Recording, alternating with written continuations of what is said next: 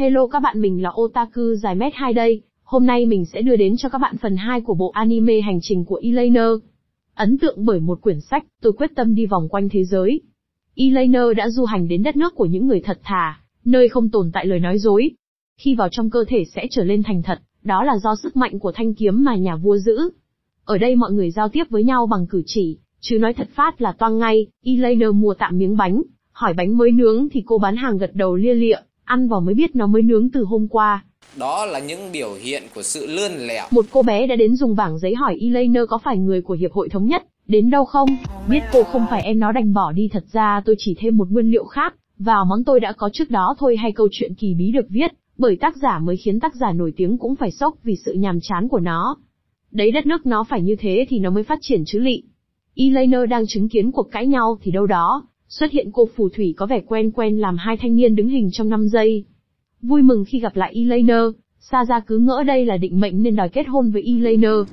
Nhờ mũ và khăn của Eleanor, thì Saza đã trở thành phù thủy một cách không thể thuận lợi hơn. Danh hiệu của em nó là phù thủy than, cố tình hay vô ý đây ta. Em nó đã gia nhập Hiệp hội Phép thuật Thống nhất vì xiền và được đi du ngoạn. Họ gặp lại cô gái lúc nãy, cô đã kể hoàn cảnh của mình cho cả hai. Vào khoảng 1 năm trước, Euphemia là phù thủy làm việc trong cung điện đã nhận được yêu cầu từ quốc vương là thanh tẩy đất nước này khỏi những lời nói dối vì toàn bộ chư hầu của ông đều là người nói dối. Euphemia dùng thanh kiếm thích hợp trong lâu đài làm vật chứa ma lực để tọa kết giới. Để làm được điều đó, Euphemia đã dùng toàn bộ ma lực và đánh đổi bằng giọng nói của mình. Không còn ma lực, Euphemia hết giá trị lợi dụng nên đã bị đuổi khỏi cung điện. Yêu cầu của Euphemia khi gọi Saza đến đây là làm đất nước trở về như ban đầu bằng cách phá hủy kiếm của nhà vua. Cả ba đã đường đường chính chính vào cung điện bằng mánh khóe nhỏ của Euphemia. Nếu không thể nói dối thì mình viết chữ ngắt câu ra là được, Iki có thể nói là vô cực con nghĩa nó luôn. Cả ba đã gặp quốc vương, Eleanor đối phó quốc vương còn Saza lo mấy tên còn lại. Quốc vương chém loạn xạ nhưng tỷ lệ trúng gần như bằng không.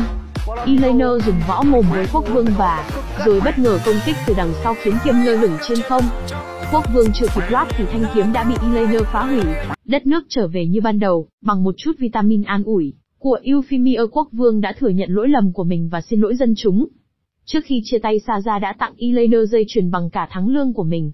Saza tận tay đeo cho Eleanor đã thế lại còn là dây chuyền đôi chứ lị. Thông minh lắm. Đúng là con cặc của ta. Có một đất nước, nửa trái và phải không hòa đồng với nhau nên họ đã dựng lên bức tường và thỏa thuận không dính vào nhau. Đến bên bức tường, Eleanor đã gặp một ông bác. Vì không muốn thua những người bên kia, ông bác đã nhờ Eleanor làm điều gì đó lên tường. Cô đã viết lên vài dòng chữ, càng nhiều chữ của các nhà lữ hành tới thăm thì chứng tỏ bên này tốt hơn bên kia. Sang bên kia bức tường, Eleanor cũng đã làm điều tương tự. Saza cũng đến đó và được ông bác nhờ. Giải pháp của cô là không chỉ lữ hành được khắc lên tường mà toàn bộ người dân cũng được làm như thế. Saza đã làm điều tương tự ở bên kia bức tường. Tất cả chỉ là mảnh chuyện Eleanor từng đọc hồi nhỏ. Giờ đây khi đến đây thì, mảnh vụn của tường đang được giao bán. Thế điếu nào ông bác lại nhận ra Eleanor là người năm xưa, nhưng sau khi xem xét cỡ ngực thì cô không phải người năm xưa thật. Họ đã cho cô biết lý do bức tường bị phá hủy.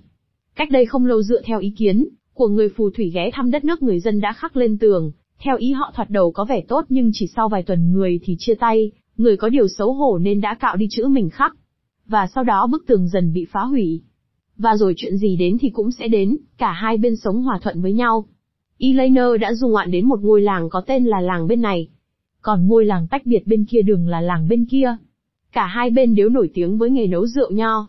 Trưởng làng khẳng định nho bên này là ngon nhất, thế nhưng trong tay lại cầm rượu của làng bên kia, bởi cô gái dẫm nho làng bên có một cái tâm hồn đẹp.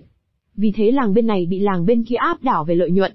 Bằng bộ não 2 tỷ Iki, Eleanor đề xuất cho làng bên này, hãy mời cô gái dẫm nho có tâm hồn đẹp hơn làng bên kia là được. Chưa kịp lốt, trưởng làng đã mời Eleanor làm người dẫm nho. Cả làng đang chuẩn bị thì bà chị Rosemary làng bên sang khịa, cay cú Eleanor quyết định dẫm nho một cách không thể nào nữ tính hơn. Làm cả ngày mới được nửa thùng, còn bà chị Rosemary đã bán cả 1000 chai. Thấy hơi vô lý, Eleanor và trưởng làng đã nhìn trộm nơi làng bên kia sản xuất rượu, biết được sự thật. Eleanor đã trói tất cả, còn trưởng làng và mấy thanh niên mê rượu bà chị Rosemary chỉ biết cúi đầu nín lặng. Thấy thế người của làng bên kia ném nho vào làng bên này, cả hai bên cứ thế ném nhau, còn Eleanor do nốc quá nhiều rượu nho, nên có dùng phép bắn nho vào tất cả mọi người. Khi mọi người tỉnh dậy, Eleanor đã chuồn khỏi đó. Và từ đây đã xuất hiện lễ hội ném nho, Nó đã trở thành truyền thống và cả hai làng đã ngừng cạnh tranh mà hợp lại làm một. Bà chị Rosemary và trưởng làng sống hạnh phúc với nhau kể từ đó. Ở một đất nước nọ liên tục xảy ra án mạng kỳ lạ, thủ phạm được gọi với cái tên quỷ kéo, người của Hiệp hội Phép thuật đang điều tra vụ việc này. Phù thủy đêm đen Scylla đến hỏi Eleanor về quỷ kéo. Eleanor có biết hay không thì anh em cũng biết rồi ha. Mọi người ở đất nước này rất yêu búp bê cứ 1 mét vuông tầm vài con. Eleanor đã đến của tiệm búp bê, bà chị không bán chúng mà chỉ tặng thứ bà chị muốn là thấy khuôn mặt hạnh phúc của mọi người vì thế đã tặng cho toàn bộ người trong trấn. Suy đi nghĩ lại Eleanor quyết định không lấy, bà chị có vẻ tiếc. Thấy búp bê trong phòng của mình Eleanor dùng phép cho em nó vào tủ quần áo. Sáng hôm sau Eleanor đã bị cắt mất bộ tóc ia quý cẩu mình. Còn cái nịt. Phù thủy đêm đen Scylla đã đến điều tra hiện trường, mở tủ quần áo, đập vào mắt cả hai là tóc của con búp bê hôm qua. Vụ án gần đây có nhiều điểm chung, nạn nhân bị tấn công trong lúc ngủ, búp bê thì biến mất chỉ còn tóc vương vãi. Với kinh nghiệm nhiều năm làm thám tử Scylla đã suy đoán ra hung thủ lấy tóc nạn nhân, để làm tóc búp bê, hắn điều khiển búp bê bằng phép thuật. Thấy tóc búp bê có vẻ giống tóc người, cả hai tra khảo nhân viên nhà nghỉ, và qua thông tin đó cả hai đã tham gia một buổi đấu giá ngầm. Mọi người đều điên cuồng chốt đơn. Món hàng hiếm cuối cùng đã xuất hiện, một trong số đó là con búp bê hôm qua, nhưng tóc của nó đã được thay đổi giống với tóc của Eleanor. Trước khi mọi người kịp đấu giá, Eleanor đã dùng phép lấy lại búp bê, cô phá hủy nó khiến mọi người tiếc lên tiếc xuống. Điều đó đã khiến quỷ kéo phải xuất hiện, đó là bà chị cho búp bê. Xàm lông được một vài câu thì bị Eleanor nhốt trong lồng chim, mái tóc của Eleanor trở về như ban đầu. Được phù thủy đêm đen Scylla áp giải về và cô đã kể cho Saja về chuyện này. Nhận ra đó là Eleanor, Saja đã hành cho ra nước. Ở một đất nước được gọi là thị trấn đồng hồ Rostus, bụng cồn cào, túi thì hết xiềng, Eleanor quyết định đi tìm công việc ở tờ rơi. Để nhận tiền công là một túi tiền lớn, Eleanor sẽ phải hộ tống phù thủy hương Estelle.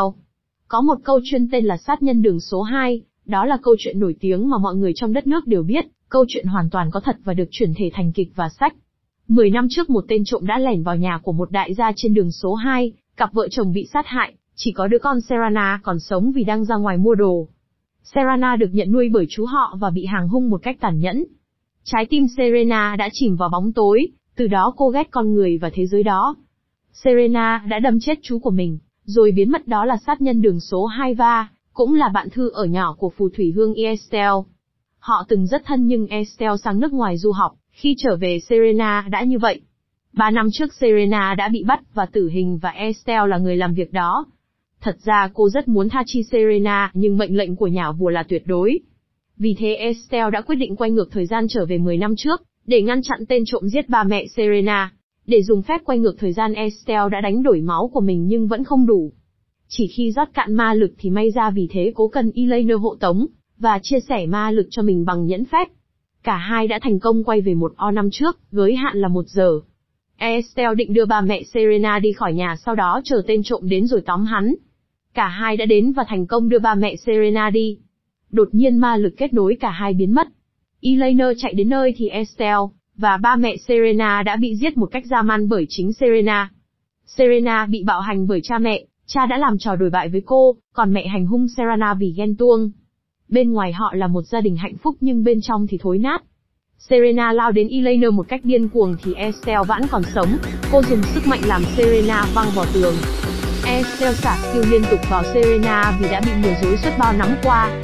Tuy đau nhưng Serena vẫn cười một cách điên cuồng đúng với bản chất của một sát nhân. Estelle đã dùng toàn bộ sức mạnh mình có để kết liễu Serena. Đồng hồ đã điểm, cả hai quay trở về với thực tại. Estelle đã dùng ký ức để đổi lấy ma lực nên giờ cô đã quên tất cả mọi thứ. Eleanor đang cảm thấy buồn vì không ngăn được Estelle. Một thời gian đã trôi qua, Saja nhận nhiệm vụ ship chiếc hộp đến thị trấn tự do Knox. Frank và phù thủy đêm đen Scylla đã xin nghỉ phép cùng nhau. Đệ tử của Scylla là Saja nên cả hai đã có buổi trò chuyện về đệ tử của mình và nhớ lại chuyện năm xưa khi cùng là đệ tử của một phù thủy trông khá giống Eleanor. Họ chung sống với nhau một cách cực kỳ hòa thuận ha. Cả hai đã làm nhiệm vụ bắt nhóm tội phạm cổ đại đoàn ở thị trấn tự do Knox. Chúng chuyên cướp của, rồi vu khống pháp sư, làm các pháp sư ở đây bị căm ghét. Lúc đầu có đôi chút xích mích nên bị chúng bắt. Nhưng rồi cả hai đã phối hợp tiêu diệt toàn bộ bọn chúng. Sau đó cả hai được sư phụ công nhận là pháp sư. Frank về quê và trở thành giảng viên. Scylla làm việc cho Hiệp hội Phép thuật Thống nhất. Eleanor đang trên đường đến nơi xuất hiện trong tập 4 của cuốn sách yêu thích của mình, nơi mà hai đệ tử cô ấy đã chiến thắng nhờ nỗ lực và tình bạn của họ, chớm nở và cũng là thánh địa của Nike. Đó là thị trấn tự do Knox. Nhóm cướp cổ đại đoàn quay trở lại sau 12 năm, tính mạng các pháp sư bị đe dọa. Saza đang giao hàng, thì bị trùm cổ đại bắn đạn xanh vào người nhưng không có chuyện gì xảy ra. Saza đã gặp Mina đồng nghiệp của mình, và được nhắc nhở ở đây rất nguy hiểm. Trong lúc dạo chơi ở thành phố, Elainer đã bị bà trùm của cổ đại đoàn bắn lén bằng dạn đỏ. Elainer và Saza đã trao đổi thân thể cho nhau. Elainer trong thân thể của Saza đã mở chiếc hộp khiến một làn khói hồng tỏa ra toàn thành phố. Do thể do tác dụng của làn khói, Mina đang định ịt Elainer trong thân thể Saza thì bị cô đám cho phát lịm luôn. Mọi người ở thành phố đã trở nên khát tình như Mina.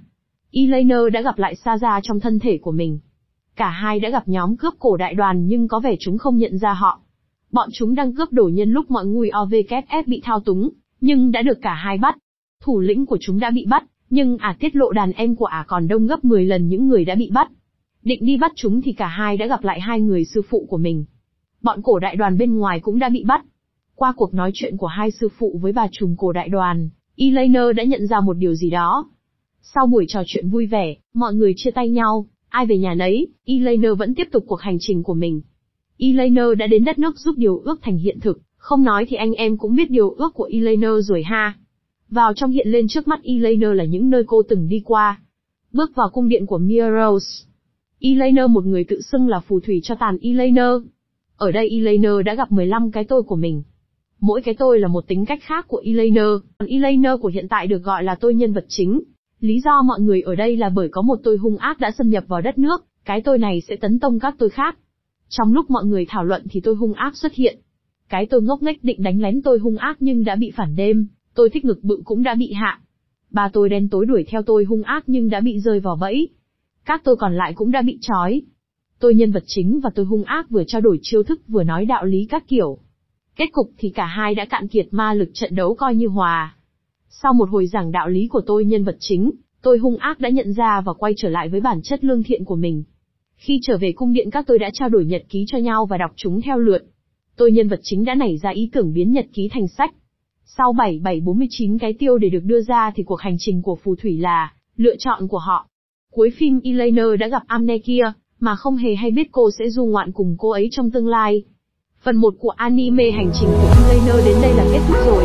Nếu thấy hay thì cho mình xin một like và subscribe để ủng hộ tụi mình nha. Chúc các bạn một ngày vui vẻ.